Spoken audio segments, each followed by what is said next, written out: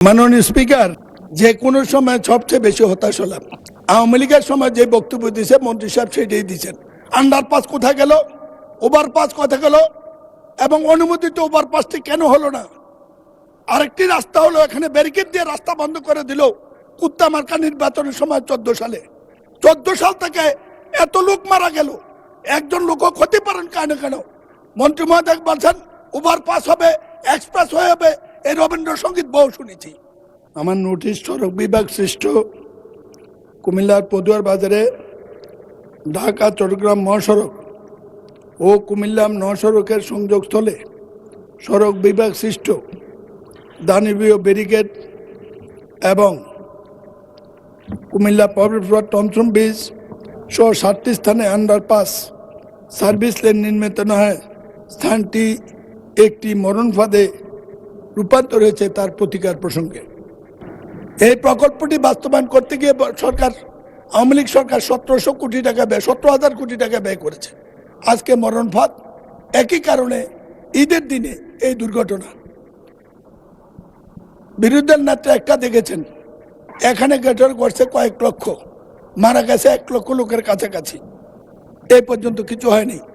আমাদের নতুন যোগাযোগ মন্ত্রী বা সড়ক সেতু মন্ত্রীর সাথে দেখা হয়েছে, আমার মনে হয় তিনি ব্যাপারটা অনুভব করেছেন, কিন্তু জাতি হিসাবে এটা না দেখলে এই মরণ ফাঁদ থেকে রক্ষা পাওয়া যাবে না। ওখানে একটা ইউলুপ নির্মাণ কাজ চলমান আছে, ইতিমধ্যে অর্ধাংশ কাজ শেষ হয়েছে। এই মুহূর্তে ওই প্রকল্পের ব্যয় বাড়ানোর কোনো সুযোগ নেই, যার ফলে আমরা ভূমি অধিগ্রহণের যে ব্যয় সেটাকে সীমিত করে পূর্ত কাজের ব্যয় আরেকটু বাড়িয়ে যে বাজেট আছে সেটাকে অ্যাডজাস্ট করে এখানকার যে ওভারপাসটা আছে সেটা সম্প্রসারণ করবার জন্য আমলে নিয়ে ইতিমধ্যে নকশা প্রণয়ন করেছি। আমরা মনে করছি এই নকশা অনুসারে এই কাজটি দ্রুততম সময়ের মধ্যে শেষ করতে সক্ষম হব, এবং তাতেই ওই জায়গায় যে সমস্যাটা আছে তার একটা স্থায়ী সমাধান হয়ে যাবে। আরেকটি জায়গা এখানে উল্লেখ করা প্রয়োজন বিষয়, ঢাকা চট্টগ্রাম যে মহাসড়ক আছে এটা 10 লেনে উত্তীর্ণ করবার একটা প্রকল্প ইতিমধ্যে ফিজিবিলিটি স্টাডি চলমান রয়েছে। সেখানেও আরও 3টি আন্ডারপাস নির্মাণের পরিকল্পনা সরকার ইতিমধ্যে ওই ফিজিবিলিটি স্টাডির মধ্যে আছে। পাদুয়া বাজারে যে ইউলিপের কথাটা বলা হচ্ছে সেটিকে আবার আমরা ইন্টারসেকশন যেভাবে আছে তার অধীনেও আরও 2টি আপনার আন্ডারপাস নির্মিত হবে, যার ফলে 5টি আন্ডারপাস ওই অঞ্চলে নির্মাণের পরিকল্পনা ইতিমধ্যে সরকার গ্রহণ করছে। দ্রুততম সময়ের মধ্যে বিশদ নকশা আপনার প্রণয়নের কাজ চলছে। আমরা এরপরে ডিপিপি উপস্থাপন করে এই ব্যাপারে যে সমস্যাটা আছে তা সমাধান করতে ইতিমধ্যে পদক্ষেপ গ্রহণ করেছে সরকার।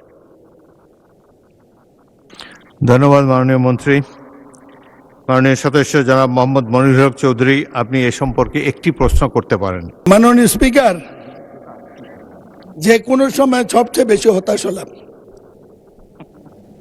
আওয়ামী লীগের সময় যে বক্তব্য দিয়েছে মন্ত্রী সাহেব সেটাই দিচ্ছেন। আমি প্রশ্ন করেছি 750 কোটির জায়গায় 17 কোটি টাকা, 17,000 কোটি টাকা খরচ হলো বলে শুনছি। আন্ডারপাস কোথায় গেল, ওভারপাস কোথায় গেল, এবং অনুমোদিত ওভারপাসটি কেন হলো না? আরেকটি রাস্তা হলো এখানে ব্যারিকেড দিয়ে রাস্তা বন্ধ করে দিল নির্বাচনের সময় 14 সালে। 14 সাল থেকে এত লোক মারা গেল, একজন লোকও ক্ষতিপূরণ কেন কেন? মন্ত্রী মহোদয় বলছেন ওভারপাস হবে, এক্সপ্রেস হয়ে হবে, এই রবীন্দ্রসঙ্গীত বহু শুনেছি।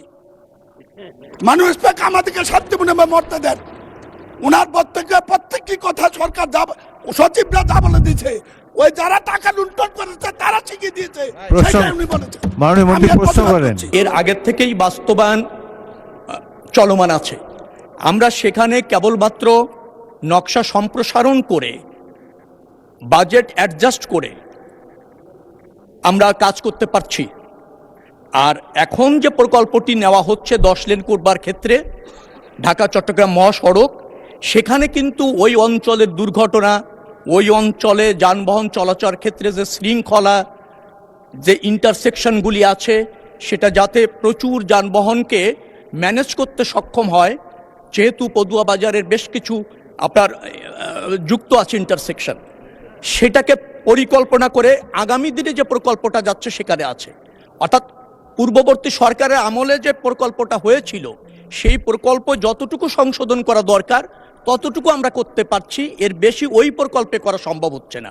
সরকার নতুন এসেছে, নিশ্চয়ই মাননীয় সংসদ সদস্য তিনি আমাকে এই বিষয়ে জ্ঞাত করেছেন। আমি সেখানে সচিব এবং আমাদের সড়ক ও জনপথ অধিদপ্তরের দায়িত্বশীল কর্মকর্তাদের তাৎক্ষণিকভাবে পাঠিয়েছি। তারা সেখানে সরজমিনে দেখে আসছে, বেশ কিছু পদক্ষেপ আমরা নিচ্ছি। দ্রুততম সময়ের মধ্যে নিশ্চয়ই মাননীয় সংসদ সদস্য দৃশ্যমান কিছু দেখতে পাবেন। মাননীয় মন্ত্রী, এবার আমার প্রশ্ন, আপনি যেসব পদক্ষেপ নিতে যাচ্ছেন এতে কি মাননীয় সদস্য মনিরুল হক চৌধুরীর সমস্যার সমাধান হবে? এক কথা বলেন, ইয়েস অর নো। আংশিক হবে, আংশিক হবে। ধন্যবাদ মাননীয় মন্ত্রী।